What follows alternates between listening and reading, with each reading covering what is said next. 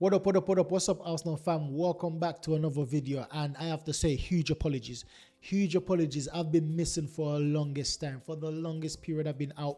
And basically, I've been swamped at work. I've been doing a lot of work. I've been hustling a lot. However, as you can see, because I've been working so hard, I've been investing in my setup. So now, as you can see, I've got a brand new studio. We've got fresh vibes, and we've got lots of new contents coming out. We're going to have a FIFA tournament coming out where we're going to be offering cash prizes.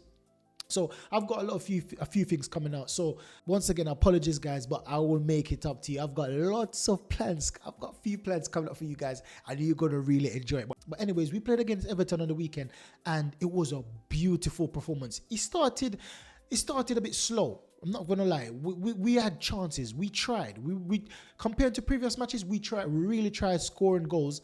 However, it was not to be until the genius came on, and that is Max Dowman. That I see him doing things like this, coming inside, and you can see the position is taken up. It's like he's playing attacking mid, and sometimes you swap with Saka, and Saka comes in the middle, and he goes on the wing. Now, this is something like what Saka normally does, but take an extra touch to bring it away from the defender, but he's getting away with it a lot more than Saka is. And those little chops, I love those little chops he does, and he's just fearless. Some of the things I see Dowman doing is what Saka used to do when he just came in, and Saka hasn't been doing that as of late. Saka's been back on his heels. I'm not overly criticizing Saka, but the things that Max Dowman is doing right now, look at this. He's just toying Mikalenko. He's toying with this guy. Oh, I love Max Dowman. I've been saying this for literally months. Oh, that's a poor shot there. But I don't mind. The fact that he's brave enough to take that shot. This is what one is, and this is the goal. Beautiful ball in. Jay's on it. But literally, because I've not been here making videos to remind you guys that I was getting it for saying Max Dowman had this potential, for saying that Max Dowman would be what he is right now. But big up to those that saw the potential in Max Dowman and agreed with what I was saying. Now we're on to Riccardo Calafiori. Another brilliant performance from this guy. This guy, when Riccardo Calafiori is not in the team, we miss him. Now, don't get me wrong, I love Nkapie. Nkapie is brilliant, but look at this. The position this guy picks up, it's like he's a midfielder. Sometimes he's a striker. Sometimes he's a winger. Sometimes doesn't tell him what position to go into. Arteta only say that enjoy yourself, enjoy your freedom. Brilliant header flick on from the front post. I was unlucky Saliba didn't get a head onto that. Look at this. Look what the position he picks up, and he ain't got no fear as long as he gets back to defend. Oh, this is another defense of the season. You see that? The Scorpion defensive. Look at this. Look at this. The tenacity of this guy. The athleticism of this guy. Riccardo Calafiori. The only issue I've got with Calafiori, he's got too much injury. He's got too much injury, but that's not his fault. He can really hurt teams. Another mistake by Calafiori that could have cost us, but thankfully it didn't. But with Calafiori in the team, it's like we're better attacking wise, but defensively, Nkapie for me, Calafiori can't compete with Nkapie defensively, and Nkapie is improving attackingly as well. I've been watching Nkapie and I've been really impressed with him. His touches, you see where Calafiori is there, right there. It was in right centre mid. That's where it was. Nice little ball over to Gyökeres. So Nkapie has been improving. Look at this. The shot, you can see the technique. He has a technique, a midfielder's technique. That shot that he had right there, the technique, you can see that this guy's a baller. You can tell by some players when they take a shot or have a control, based off how they shape their body. Nice little touch there from the defender. You can tell that they're ballers. And Riccardo Calafiori, he's tall, he's lanky, but he's still silky. I don't know how he does it, but this guy is special. Now we're on to Eze. Eze, for me, another good match for Eze. Eze has been hot and cold. Most of the time, he's been cold since he joined Arsenal. He's been very cold. But in this match, I can see Eze is trying. He's getting confident.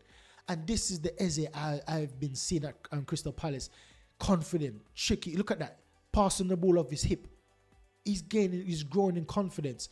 And I think that when he just came, it was a bit starstruck by the club. It was starstruck by the players. It was starstruck by the history of the club.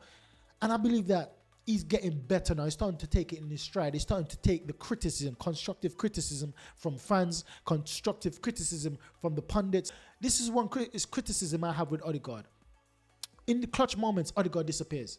In difficult moments, Odegaard disappears. When the team's back against the wall, Odegaard disappears. But with Eze, I can see Eze. These are the difficult moments in the season. And he's starting to turn up. Now he's starting to show up. He wasn't showing up when he just came. Fair play, it's his first season, right? Brilliant left foot pass there to Kai. That was his left foot. And that was a brilliant pass there. That should have been a penalty. We didn't get it, but it didn't cost us the match. So nothing much to say about that one. But Eze, I can see that this guy is going to get better and better as the season goes along. And as next season come and go, he's going to get better. And this is a good thing because Eze is not really injury prone like a Martin Odegaard. He's not really injury prone like even, I would say, Ethan Nwaneri. Sometimes he gets a bit niggle injuries.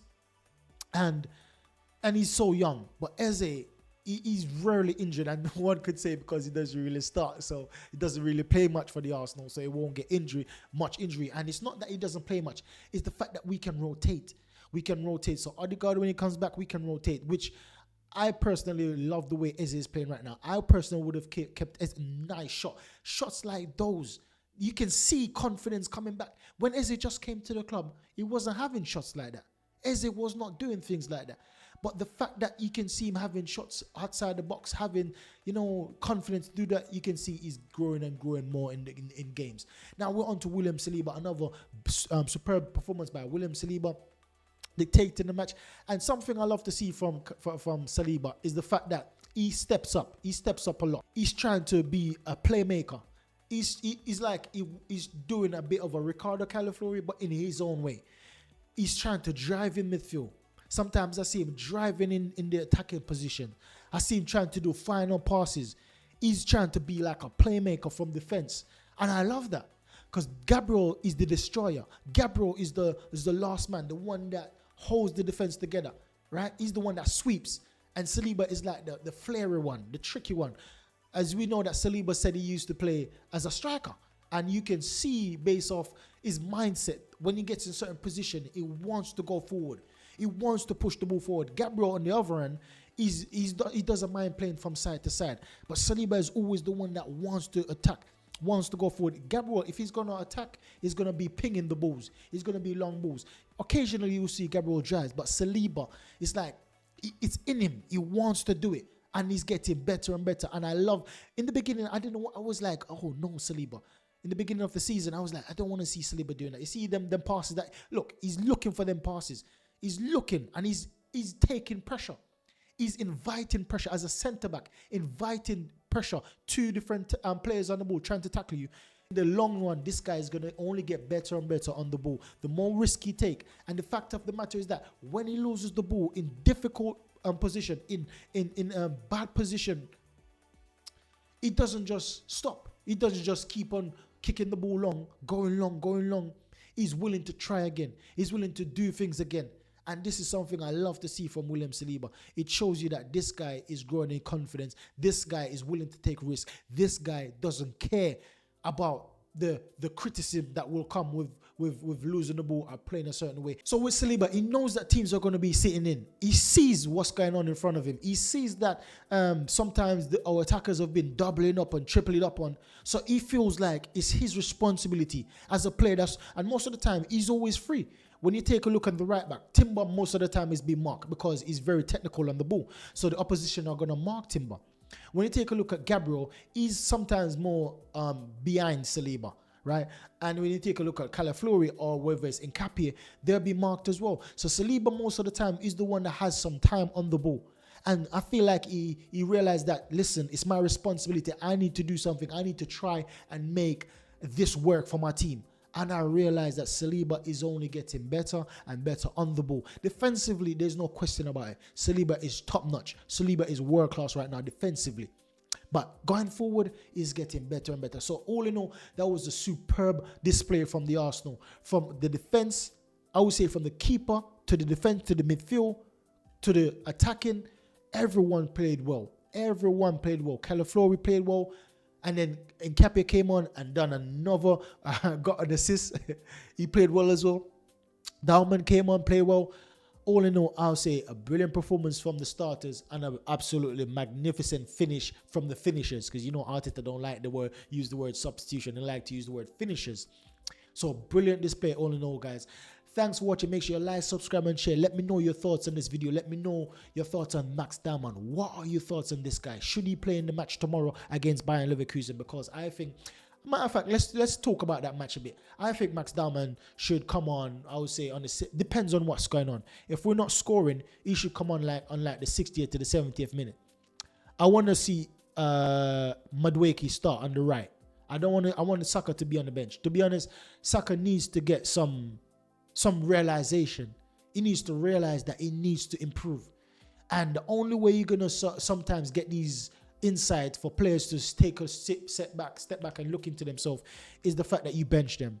Now, once again, I'm not overcritical of Saka because I know we've been playing this guy into the ground. But the thing is, when you hit the ceiling, it's up to you and the manager to help you to grow to another level. And sometimes you have to be taken out of the team for you to start thinking of ways how you're going to get to the next level. So I'm not saying drop Saka permanently. I'm saying for this match, I want to see the excitement from a Nuno Madueke. And then if Nuno is sparing his chances, not doing enough, then we can bring in a Saka and a Dowman. Take off. This is another thing. There's so much I want to say because I haven't made a video in so long. So bear with me, guys. In future videos, I will be even going longer and longer. But sometimes I want Arteta to be braver. And I've seen he's done that a few times, which is take off Zubimendi, have Declan Rice sit and play 2 8s. Play 2 10s, right? Play 2 10s. Or play Eze as an 8 and then have Dowman as a 10, Saka as a 10, Trossard as a 10, Havertz as a 10. There's so many options we have. Or even go 2 up top. 2 up top, right? Let's see how Gyökeres and Havertz play together and then have Eze behind them. Have Declan Rice sitting. Just tweak things. Mix things up. I love what he done against Mansfield in terms of 3 at the back. He flooded the midfield. He flooded. He had Nuno playing on right wing back. He had Gabriel Martinelli playing left wing back. He flooded the midfield. And these are things I love to see from Arteta because Pep is experimenting. You see Semenyo playing striker with Haaland playing 2 up top. Then in some matches, like last match, he played against West Ham. He played in the attacking mid-row.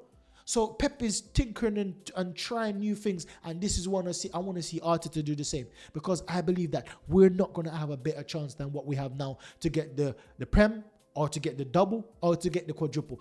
And I might be saying this, but every season I realize people say this, that, oh, it's our year.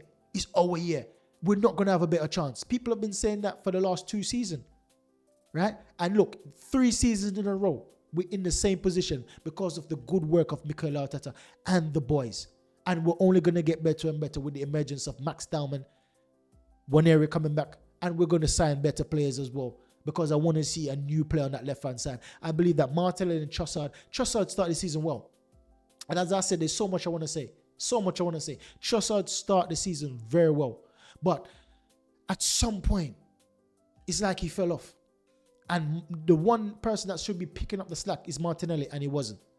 So I need to see a Yildiz on the left-hand side next. So I want to see a Yildiz. I don't really want to see Leao because Leao is a bit similar to Martinelli. I want to see a Yildiz, a technical, a tricky player, someone that reminds me of Leb, someone that reminds me of Nasri. That's that tricky player. When I watch him for Galatasaray, when they play against Liverpool, superb. Yildiz. I want a tricky player like that. But anyways, guys, once again, thanks for watching. Make sure you like, subscribe, and share. Help me on my journey to 3,000 subs. I'm starting from scratch again, guys. Once again, my apologies. Thanks for watching. Thanks for supporting. Catch you in the next one. Goodbye.